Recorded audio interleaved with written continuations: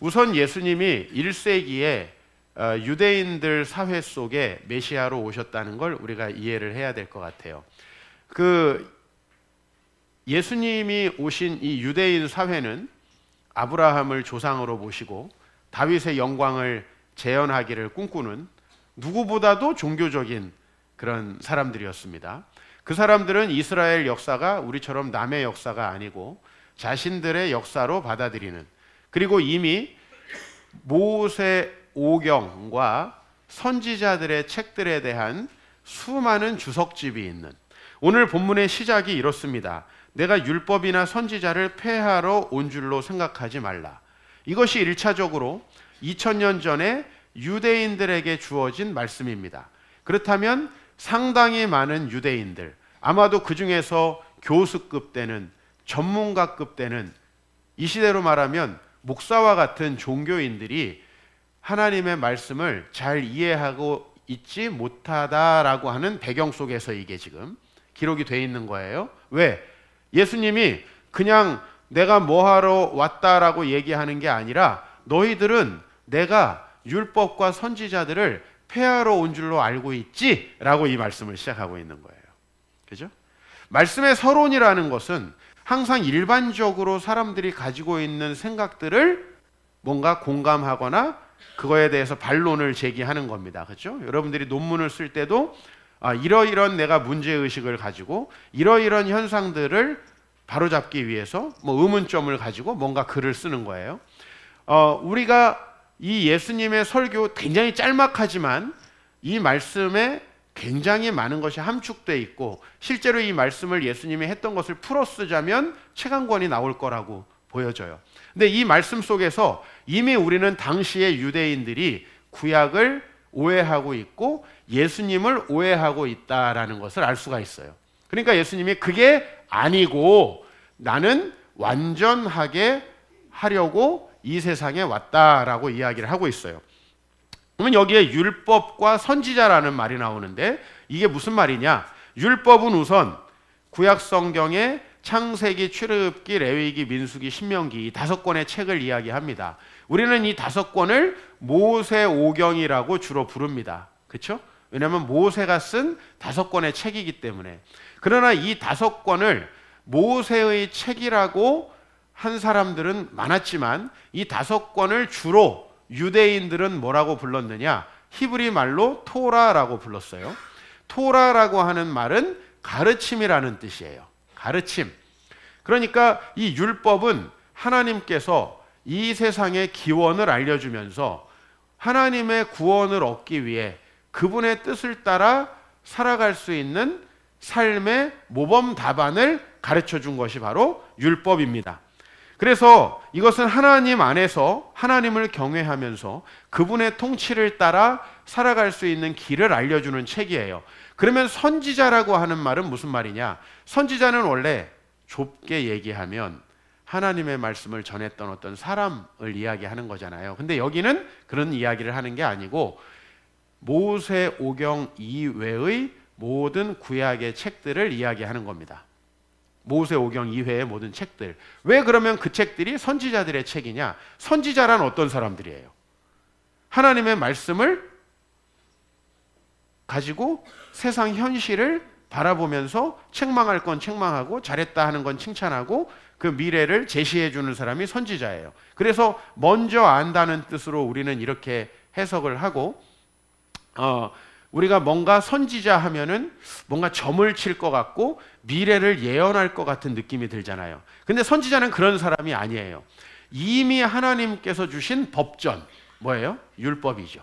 그죠? 지금 저기 얘기한 율법, 즉 모세의 책들에 나온 그 원리를 가지고 백성들의 삶을 평가하고 그들의 미래가 어떻게 될 것임을 알려주는 사람들의 책. 그러니까 여호수아부터 말라기까지의 모든 책이 선지자들의 책입니다.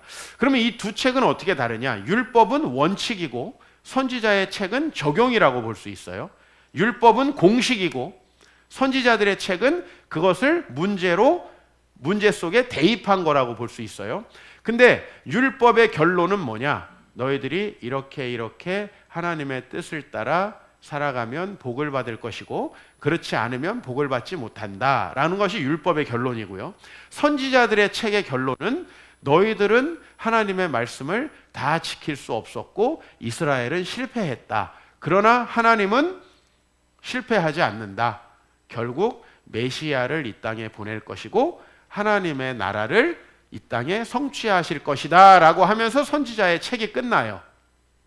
자, 그러면 이제 이것을 예수님이 오기 전까지 유대인들은 이 책을 풀었겠죠. 구약 성경이 유대인에게 주어졌기 때문에 유대인들은 역사 내내 무슨 일을 했냐면 이 율법과 선지자의 글, 즉 구약을 해석해서 그것을 풀이하는 작업들을 했어요. 그 작업이 예수님 시대까지도 계속 이어졌어요. 그런데 그 작업의 결론은 뭐냐라는 거예요. 무엇으로 사용되었냐 하면 이러이런 행동은 해도 되느냐 안 되느냐로 요약되게 되었어요. 그래서 여러분 성경에 보면은 랍비라고 하는 선생님들에게 사람들이 물어보는 질문은 다 이런 식이에요. 이거는 해도 됩니까? 안 됩니까? 그죠? 여러분들 중에서도 이런 거에 빗대어 보면 술을 먹어도 됩니까? 안 됩니까? 그죠? 또 11조는 세금 전입니까? 후입니까? 그 다음에 또 여러분들 주의를 껴서 해외여행을 가도 됩니까? 안 됩니까?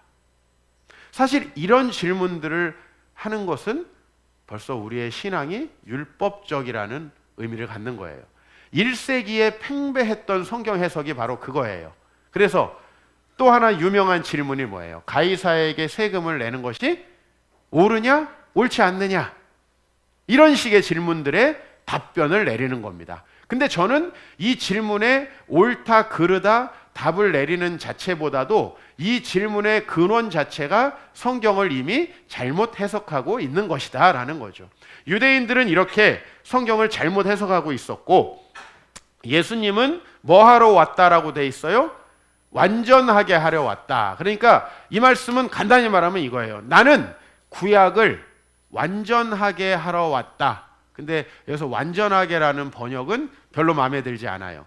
원래 완전하게라고 하는 말은 뭐예요? 앞에 것이 불완전했으니까 내가 그것을 더 완전하게 한다. 더 온전하게 한다. 이런 뜻이잖아요. 근데 이건 구약이 불완전하다라는 뜻이 아니고 구약을 당신들이 지금 망가뜨렸는데 나는 하나님의 그 말씀과 거기에 나타난 약속들을 성취하러 왔다. 이렇게 여러분이 그 번역은 좀 바꾸시는 게 좋습니다. 완전하게보다는 온전히 성취하러 왔다. 자, 그렇다면 예수님은 구약을 어떻게 성취합니까? 주보에 제가 세 가지로 이야기를 했습니다. 첫 번째는 예수님은 순종하심으로 구약을 성취하셨습니다. 순종하심으로.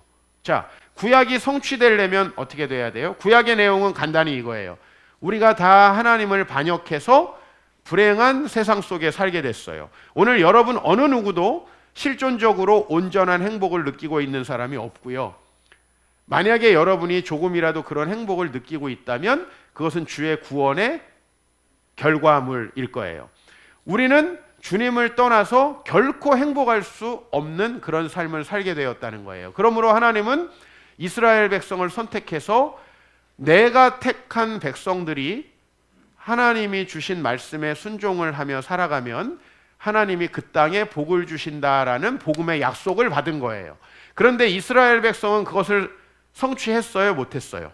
못했어요. 그러므로 메시아가 와서 그것을 성취할 것이다. 세 가지를 성취해야 돼요. 하나는 첫 번째로 하나님의 백성이라는 정체성을 여러분들에게 심어줘야 돼요. 그죠? 그게 필요해요. 두 번째는 그래서 여러분들이 하나님의 말씀을 온전히 이해하고 순종하고자 하는 마음을 여러분에게 주셔야 돼요. 세 번째는 여러분이 그렇게 순종하면 이 땅에 회복이 일어나도록 하나님께서 역사하셔야 돼요. 이 세 가지가 일어나야 하나님의 구원이 이 땅에 성취되는 거예요. 첫 번째로 예수님은 그 구약의 약속 중에 자신에게 해당되는 약속이 있었어요. 크게 두 가지인데 하나는 하나님의 말씀을 온전히 우리에게 알려주셔야 해요. 두 번째는 그 말씀에 순종하게 하기 위해 우리를 하나님을 알고 그분의 백성이 되도록 만드셔야 돼요. 그걸 하기 위해서 구약에서 예고된 게 뭐냐면 예수님이 순환을 받을 거라는 것이었어요. 예수님이 하셔야 할 것은 이 땅에 오셔서 순환받는 일에 순종하시는 것이었어요. 순종. 그것이 바로 정점에 뭐가 있어요? 십자가가 있는 거예요. 예수님은 십자가에 순종하심으로 구약을 성취하셨다. 우리 말씀 같이 읽어볼까요? 시작.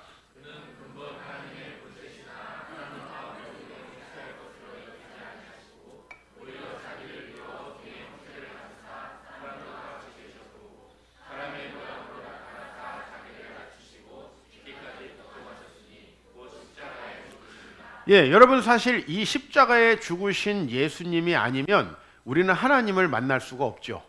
예수님이 자신을 뭐라고 얘기합니까? 길이라고 얘기합니다. 예수님이 아니면 우리는 절대로 성경이 계시하는 그 하나님을 만날 수가 없기 때문에 예수님이 오셔서 십자가에 죽으시고 순종하셨어요. 여러분 사실 어떻게 예수님을 믿게 됐습니까? 사실 진정한 의미에서 우리가 그리스도인이 된다라고 할 때 우리는 우리의 죄와 죄의 결과물로 인해서 괴로워하다가 주님을 만나게 되죠. 그 죄와 모든 우리의 죄의 결과물로 인한 우리의 불행의 문제를 예수님이 십자가에서 해결하셨다는 사실을 여러분이 복음으로 듣게 되죠. 그래서 그분을 주님으로 먼저 알게 됩니다.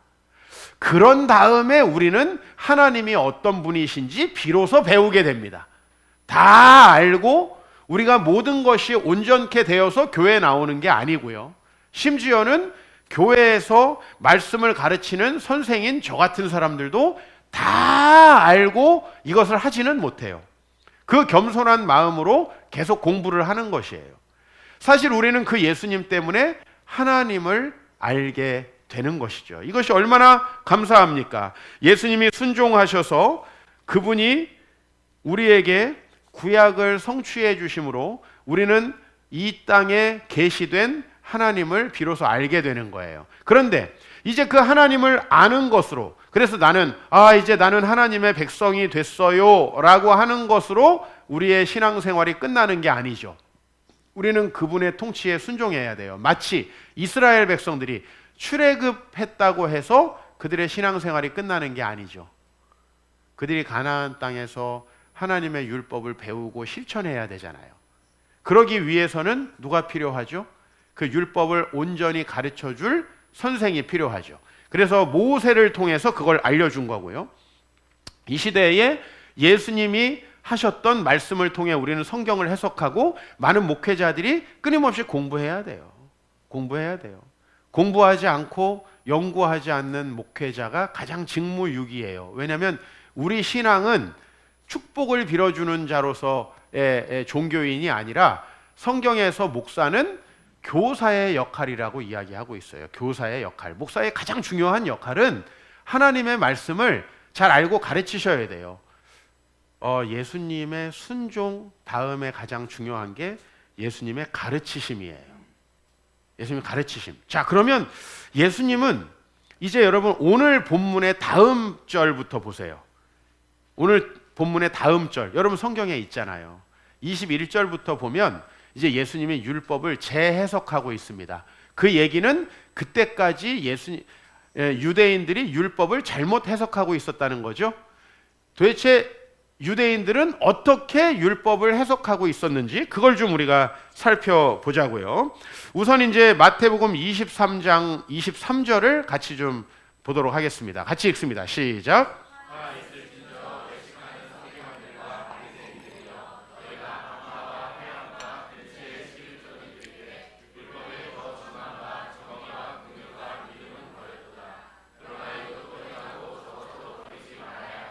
네, 오늘 여기서 좀 여러분들에게 국어 문제를 좀 드려야 될 것 같아요. 그러나 이것, 밑줄 치고 이것은 무엇인가? 그리고 두 번째 저것, 이건 영어에 많이 나오죠. This, that, 뭡니까? 이것은 박하와 회양과 근체의 11조를 드리는 것. 저것은 율법에 더 중한 바 정의와 긍휼과 믿음, 이거예요. 자, 여기서 우리는 유대인들의 율법 해석이 어떠했는지 힌트를 얻을 수 있어요. 유대인들은 율법을 둘로 나누는 전통이 있었습니다. 하나는 개인적으로 경건 생활을 통해 지킬 수 있는 율법입니다. 자, 그러면 우리 뭐가 있을까요? 주일날 교회 나오는 거. 구약식으로 하면 안식일을 지키는 거겠죠. 그죠? 그 다음에 이제 10분의 1을 하나님 앞에 예물로 드리는 거. 그 다음에 유대인들에게는 일주일에 2번씩 금식하는 계명이 있었어요. 금식하는 거. 그 다음에 유대인들은 어디에 들어갈 때, 우리는 뭐 지금 너무 위생이 좋아서 항상 손을 씻고 밥을 먹지만, 이 사람들은 정결 예식이라 그래서 손을 씻고 회당에 들어가고 손을 씻고 밥을 먹는 풍습이 있었어요. 손을 씻는 거, 이런 것들은 개인적으로 지킬 수 있는 거잖아요. 그래서 이것을 작은 계명이라고 불렀어요. 그러니까 유대인들은요, 이 계명을 개인적이고 자기가 개인적으로 지키는 것들을 작은 걸로 봤어요. 작은 것. 그 다음에 좀 큰 것은 뭐로 봤냐면, 다시 우리 23절로 보내주시면, 자, 사회 정의를 위해서 일하는 것. 그 다음에 자기 재산으로 다른 사람을 긍휼하게 여기는 것. 그죠? 그러니까 10분의 1 드리는 게 아니라, 여러분 솔직히 어떤 사람들은 목사님 저는 작은 계명도 지키기 어려운데요. 맞아요. 우리가 주일날 나오는 것, 또 10의 1조를 드리는 것, 개인적으로 하루에 한 번씩 성경 보는 것, 밥 먹기 전에 기도하는 것도 어렵고 훈련이 안 되신 분들이 있는 거 사실입니다. 그러나 유대인들은 그것을 매우 작은 계명으로 봤어요. 그리고 훨씬 더 큰 계명이 있다고 했어요. 율법에 뭐라고 그랬어요? 더 중한 바, 무거운 것들. 그래서 정의와 긍휼과 믿음. 예수님은 뭐라고 얘기하죠? 작은 것도 지키되 큰 것도 지키지만 작은 것도 버리지 말아라. 요즘식으로 얘기하면 개인적으로 지켜도 되는 그런 개인 경건의 수단들도 버리지 말아야 하지만, 사실 더 중한 것들을 우리가 지키지 않고 있다. 사실 여러분, 그리스도인으로 우리가 개인적으로 교회 나오는 거, 이게 어렵습니까? 아니면 여러분이 회사 속에서, 아니면 여러분의 학문의 세계 속에서, 여러분의 직장에서 하나님의 정의를 드러내고 이루는 일이 더 어렵습니까? 그게 사실 훨씬 더 어렵죠. 레위기 27장에 보면 그 땅의 10분의 1, 그 땅의 곡식이나 나무 열매는 그 10분의 1은 여호와의 것이다. 이건 것들은 무슨 계명으로 봤다? 작은 계명으로. 그러나 미가서에 보면 여호와께서 내게 구하시는 것은 정의를 행하고 인자를 사랑하고 겸손히 하나님 앞에 행하는 것이다. 이런 것들은 무거운 계명으로 봤다는 거예요. 근데 유대인들은 주로 어떻게 했냐면, 자신들이 지킬 수 있는 가벼운 계명들을 설정해 놓고 그거를 지키지 않는 사람들을 욕함으로써 자신들의 의로움을 드러내는 방식으로 신앙생활을 했어요. 자, 이걸 여러분들이 아셔야 돼요. 그래서 예수님은 너희들의 율법 해석이 잘못되었다. 왜 너희들은 크고 중요한 계명들을 지키지 않느냐. 사실 우리가 뭐 하지 않는다, 이를테면 미워하지 않는다, 거짓말하지 않는다 라는 계명보다 더 적극적이고 중한 계명이 뭐죠? 사랑해야 된다 라는 계명이죠. 그죠? 단순히 미워하지 말라가 아니고 사랑하라는 계명. 10분의 1 정도는 드려라가 아니라 우리가 전반적인 삶의 태도로 이웃을 사랑하고 돌봐야 한다라고 하는 계명이 사실 지키기가 100배 1000배 어려워요. 근데 유대인들은 그 계명 중에서 작은 것들만 선별해가지고 그거를 나는 지키고 너희는 안 지키니까 우리는 훌륭하다. 특히 이방인들에게 안 지킨다고 매일 손가락질 했던 게 뭐냐면 할례예요. 할례. 이런 것들을 우리는 했으니 너희는 그거 하지도 않았다. 너희는 하나님이 버린 자식들이다. 이렇게 얘기했단 말이에요. 내 삶의 모든 것으로 주님이 기뻐하시는 삶을 살아가는 게 우리 신앙의 궁극적인 목표이고, 그게 하나님 나라가 우리에게 오는 비결이잖아요. 근데 유대인들은 어떻게 했다고요? 그 몇 가지 규칙을 지키면서 마치 하나님 나라가 올 거라고 생각을 했다고요. 근데 그것은 그런 역할로 쓰이지 않더라고요. 어떻게 해야 우리에게 올 수 있습니까? 정말 이 사회를 더 정의롭게 하지 못하는 우리의 부족함과 연약함들이 어떻게 깨어지고. 그러나 예수님 말씀하셨어요. 이것도 행하고 저것도 버리지 말아라. 예수님은 우선 온전한 성경 해석을 해주고 계세요. 우린 25장에 이런 익숙한 본문을 봅니다.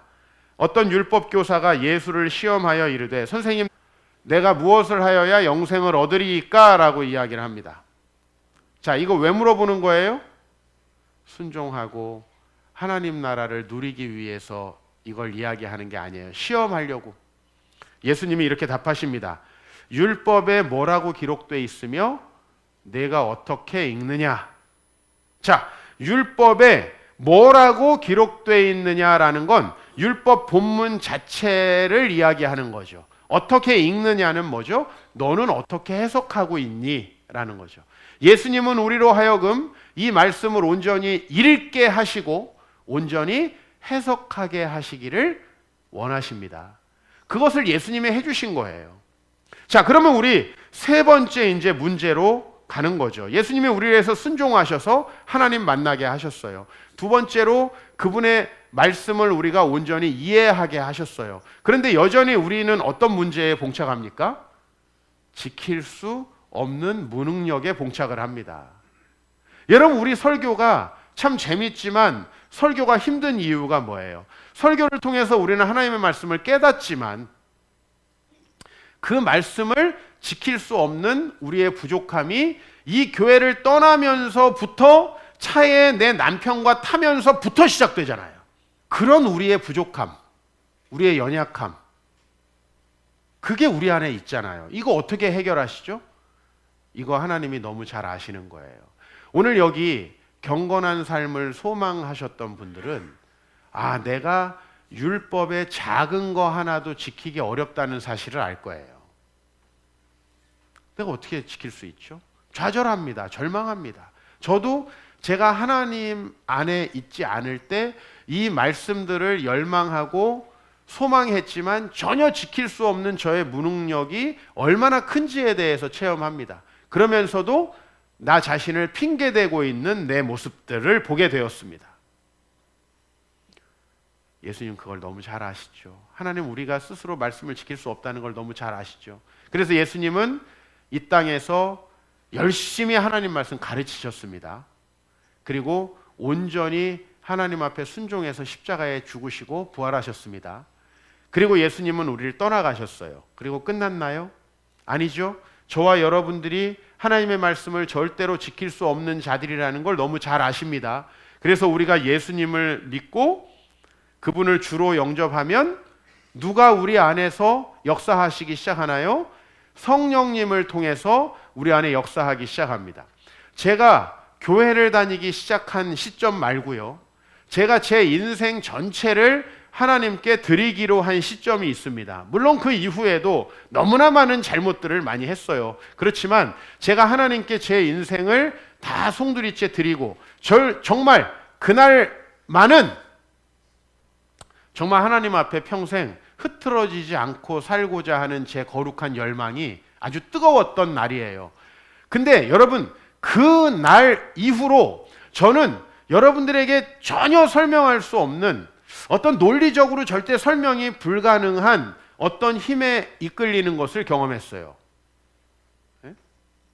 무슨 방언을 한 것도 아니고 환상이 보인 것도 아니에요. 근데 분명히 이전의 삶과는 제가 설명할 수 없는 이런 거죠. 이전에는 제가 굉장히 결심하고 노력하려고 했는데도 안 되던 일들이 그날 이후로부터 되어지는 것들을 경험하는 거예요. 이전에는 저에게 왔던 유혹에 전혀 저항할 수 없었던 제 자신이 그 유혹 자체를 경멸하고 아주 수준 낮은 것으로 볼 수 있는 그런 눈이 생기더라는 거예요. 그것을 능히 이길 수 있는 어떤 모종의 힘에 휩싸였는데 저는 그때부터 하나님이 성령으로 저를 아주 강하게 이끄시고 계신다라고 믿고 있어요. 이건 절대로 교회에 다니기 때문에 시작되는 게 아니에요. 우리의 삶이 하나님의 것이라는, 우리의 삶 전체가 주님께 쓰이면 좋겠다는 열망. 그죠? 우리는 보통 난 이렇게 살 테니 하나님 요런 정도로 해 주십시오 라고 하잖아요. 내 삶의 모든 걸 대부분 결정해 놓고 잘 안 되는 거를 하나님 이렇게 하십시오 하잖아요. 저도 그럴 때까지는 하나님이 저의 삶에 절대 힘을 불어넣어 주시지 않았어요. 내가 계획한 삶이 있고요. 아이고, 좋은 여자를 만나게 해주세요. 내가 계획한 삶이 있고요. 이 시험에 통과하게 해주세요. 내가 계획한 삶이 있고요. 나 이런 일은 안 했으면 좋겠으니까 끊게 해주세요. 안 되더라고요. 그렇게 안 되더라고요. 그런데 제 삶이 어떻게 되든지 간에 당신이 이끄시고 당신이 이끄시는 대로 내 계획이 다 수정되더라도 살아갈 수 있겠습니다. 난 당신을 그만큼 신뢰합니다라고 그분을 모셔드리기 시작한 그 시점, 1994년 말에 그 어떤 시점, 그날부터 분명히 저는 전혀 다른 질서가 제 안에 존재하게 된다는 사실을 경험하게 된 거예요. 물론 여러분이 보신 것들 중에서 부족한 부분들이 굉장히 많을 거예요. 과거로 회귀하는 측면이 없지 않은 것도 사실이에요. 그러나 분명히 저는 그 이전의 삶과는 다른 것들을 제 안에 경험하고 있고 여러분들도 함께 쉐어하길 원합니다. 그렇게 하나님은 구약을 성취하고 계세요. 오늘 우리의 목표는 천국에 들어가는 겁니다. 마태복음 5장 20절 같이 우리 정말 주의 깊게 좀 읽으셨으면 좋겠어요. 시작.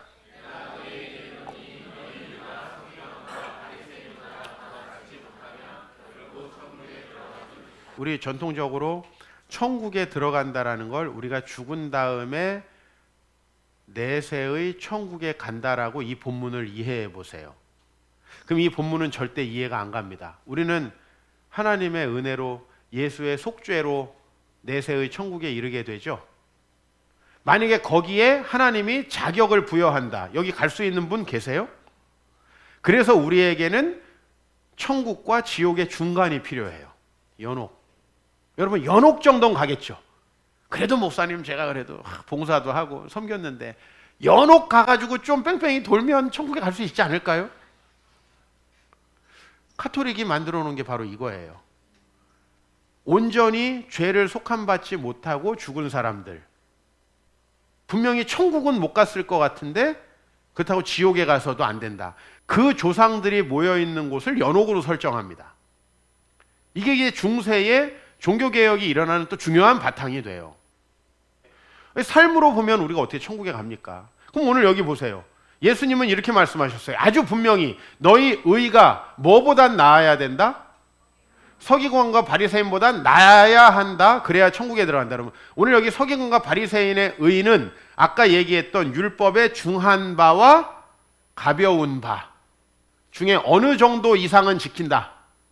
가벼운 바의 레벨은 훨씬 이상 돼야 된다. 그러니까 아주 간단히 말하면 주일 성수, 11조, 금식, 정결 예식, 안식일을 지키는 것 전혀 여기엔 문제가 없고, 왜? 바리새인들은 그거에 정도의 문제는 전혀 없었어요.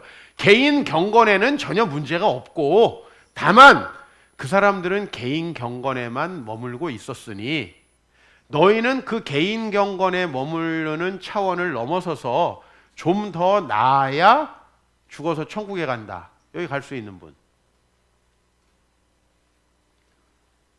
물론 오늘 설교가 아무것도 안 해도 가는구나 이렇게 들리진 않길 바랍니다만은 오늘 그렇게 해석하면 이 말씀은 논리적으로 맞지 않아요. 그럼 여기 천국에 들어간다라는 건 무슨 표현이냐? 원래 천국에 들어간다라는 표현을 할 때 이 표현은 지금 우리가 상정하는 식의 표현이 아니에요. 여러분들이 생각할 때 천국에 들어간다는 우리 어떤 의미로 쓰이죠? 죽어서 어떤 내세의 영원한 나라에 들어간다 이런 표현으로 우리에겐 쓰이잖아요. 근데 1세기 당시의 유대인들에게는 이 표현은 그런 표현이 아닙니다. 이 표현은 어떤 표현이냐? 원래 구약 시대에 있었던 표현을 패러디한 거예요. 구약 시대의 이스라엘 백성은 우리가 영원한 하나님의 복으로 들어간다라는 것을 가나안 땅에 들어간다라고 표현했어요. 가나안 땅에 들어간다. 왜? 종살이를 하고 있던 사람들이 어디로 가요? 가나안 땅에 들어가니까. 그 가나안 땅은 하나님께서 주신 행복한 땅이니까. 그런데 여러분 생각해 보세요.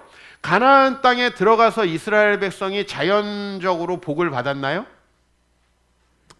가나안 땅에 들어간 자체가 그러면 복인가요? 아닌가요? 복이죠. 그죠? 노예에 살이하던 백성들이 가나안 땅에 들어간 자체가 복이에요? 아니에요? 쉽게 말하면 여러분, 우리가 누구가 우리를 만들었는지, 우린 누구의 자녀인지도 모르다가 예수님을 믿고 보니 우리가 하나님의 자녀의 권세가 되는 것, 그래서 오늘 여러분 이곳에서 예배하면서 주의 말씀을 듣게 되는 것 자체가 복이에요? 아니에요? 복이에요. 그러나 우리 삶에 실존적으로 하나님의 나라가 임하는 것은 내가 하나님의 자녀다라는 자격증을 받은 것만으로 되는 건 아닙니다. 마치 저 시골에 살고 있는 그 전혀 교육의 기회가 없던 친구가 장학금을 받아서 어떤 학교에 다니게 되는 자체가 복이죠. 그러나 그 학교에서 그 친구가 전혀 공부하지 않고 미래를 준비하지 않는다면 그게 그렇게 큰 복일 수는 없는 거예요.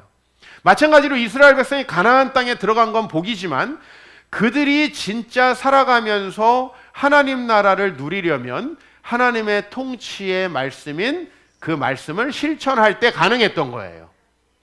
근데 지금 그 하나님의 통치 문서를 서기관과 바리새인들은 진정한 의미에서 실천하고 있나요?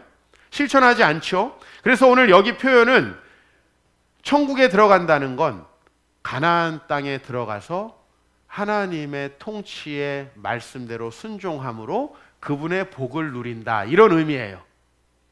자, 그래서 이거에 동일한 표현이 세 가지가 있어요. 동이요. 따라합시다. 첫 번째, 천국에 들어간다. 두 번째, 천국이 온다. 여러분 주기도문에 나오죠? 하나님 나라가 임하시기를 원합니다. 우리 그렇게 기도하죠?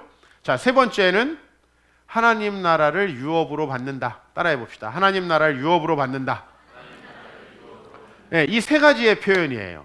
그런데 이 중에서 여러분에게 가장 적절하게 다가오는 표현은 이 표현이란 말이에요. 하나님 나라가 온다. 그렇죠? 왜? 간다고 하면 우리는 뭐가 연상돼요? 사후가 연상된단 말이에요. 유업으로 받는다라는 것은 뭐가 연상돼요? 지금 우리에게는 부동산이 연상돼요. 왜냐하면 상속을 받는 거니까. 맞아요, 안 맞아요? 그러니까 우리식으로는 이게 유대인들에게는 이해가 되는 표현이에요. 왜냐하면 유대인은 가나안 땅을 유업으로 받는 게 천국이에요. 우리처럼 부동산이 아니라고. 유대인들은 이해가 되시죠? 그래서 유대인들에게는 천국에 들어간다, 하나님 나라가 천국에 온다, 천국을 유업으로 받는다라는 표현이 다 맞는 표현이에요. 혹시 기억나세요? 온유한 자는 복이 있나니 땅을 기업으로 받을 것이요. 이 표현이에요. 이런 표현이 유대인들만 이해할 수 있는 관용적 어구란 말이에요. 근데 이거를 2000년이 지난 지금 우리가 우리의 문화로 바라보니까 목사님들이 질문이 나오는 거예요. 이건 1세기 당시로 봤을 때 이런 표현이에요. 너희가 진정한 의미에서 주님의 통치 안에 살아갈 때 너희는 그 하나님 나라의 복을 풍성히 누릴 수 있다, 이런 표현이에요. 죽은 다음에 천국에 갈 수 있다는 표현이 아니고. 왜? 여러분 죽은 다음에 거기서 우리의 행동으로 평가한다면 여기 거기에 합당한 사람이 없잖아요. 그렇죠? 없잖아요, 솔직히. 그러나 우리가 이 삶에서 어떻게 살든지 간에 교회만 나오면 하나님이 똑같이 축복한다, 성경에 그런 식의 언급은 전혀 나오지 않아요. 그죠? 우리가 하나님을 어떻게 섬기고 어떻게 신뢰하느냐에 따라 우리 삶이 달라지죠? 당장 보세요.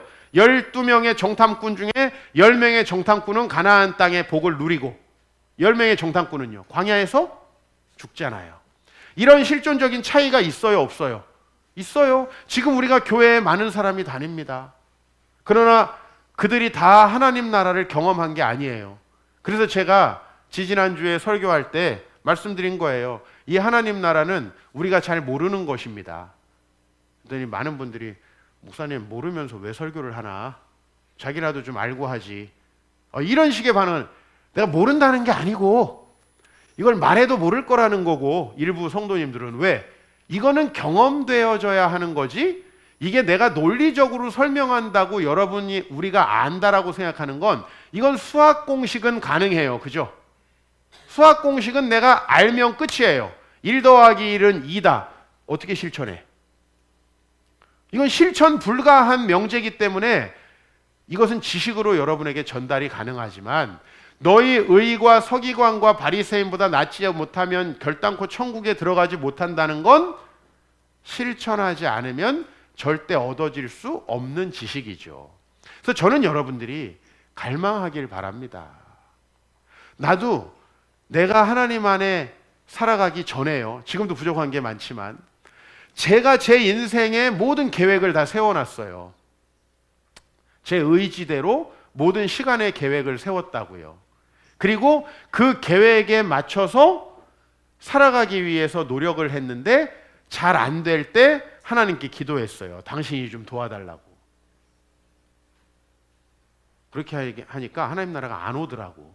오히려 하나님이 내 계획을 망가뜨리시더라고요. 왜냐하면 내 계획은 나만 잘 사는 계획이었거든요. 네? 나만 잘 사는, 나만 잘 되는 계획이었거든요. 다른 사람이 어떻게 되든 상관없어요. 그죠?